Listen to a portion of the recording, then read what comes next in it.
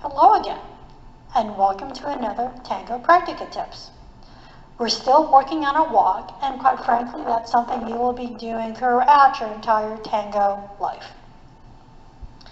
Today, we're going to add another piece of our anatomy to it, and that is we're going to talk about our pelvic girdle. As we discuss it today, let's keep in mind our three themes that we've been working on for the past about 4 months now. We know that how we map our bodies directly affects how we use our bodies. So we want to learn how our anatomy actually works. Second, we also want to move in a more relaxed way so that we can move naturally as opposed to trying to force something on top of what our body normally does. And thirdly, we're still developing our kinesthetic sense.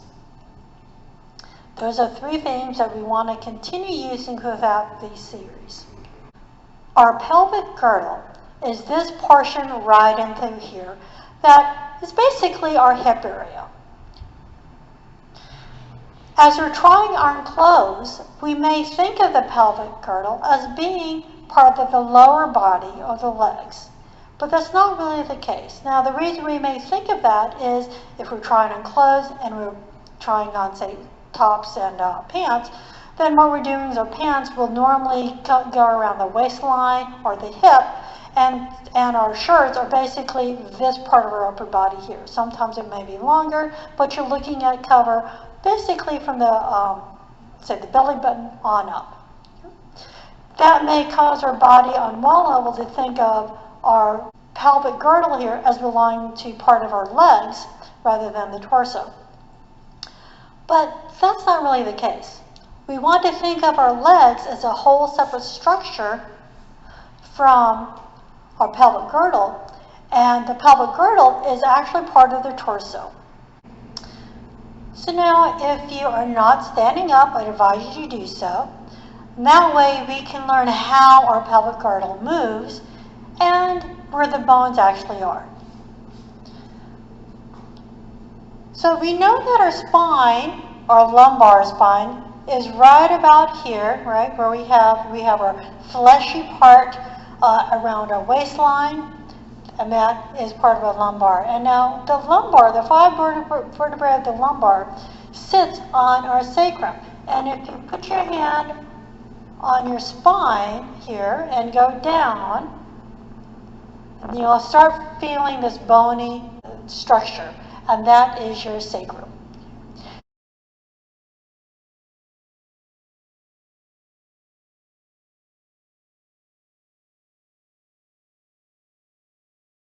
The sacrum is also attached to the hip bones right here. It's also called the ilium, but we'll just call them hip bones. And our leg structure is connected right here that we talked about a couple of videos ago in Practica Tips 12. If we find this outermost area, that is the, part of our femur, and our femur is a little bit higher than that. It goes in a little bit, and it's a little bit higher. We can find where the hip joint, that is where the femur joins with the hip, and that's where your legs start. We know that our spine has a lot of movement up here. We can go all the way around. And our hip bone, or rather our femur, is attached with a ball and socket. So that also gives a whole lot of movement. That also means that we can move it incorrectly as well. So there are two types of movement we have that we're going to talk about today. One is a side-to-side movement, and also the back and forth movement. So first let's talk about the side-to-side movement. And that is what we call Latin hips. This is particularly common with dancers who are coming from one of the Latin dances like salsa. Now, Argentine tango, being a Latin dance, it doesn't have this much hip movement. We want our hips to move naturally. So when our hip drops, it drops because our knee bends and our ankles bend. So that creates this motion. And then when we walk forward, our hips comes up because we're straightening our knee and our ankle. So we have a normal movement, a natural movement on a hip. The more common issue we have in tango is more of a back and forth movement with our pelvis. We can tilt the bottom of our pelvic floor forward, and we can also tilt it back. So the movement back here is what can cause us some issues. When we walk backwards, and this is where the problem happens most of the time, is we don't want to have our part of our torso go with our legs. Rather, we want our legs, which is from the hip joint on down, moving on its own. We have our spinal rotation that helps us with our leg getting back, but we don't want the up and down movement of the pelvis.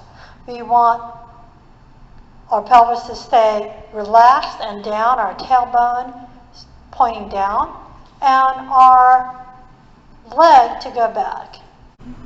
One good exercise to get the feeling of this is to do your pelvic movements back and forward.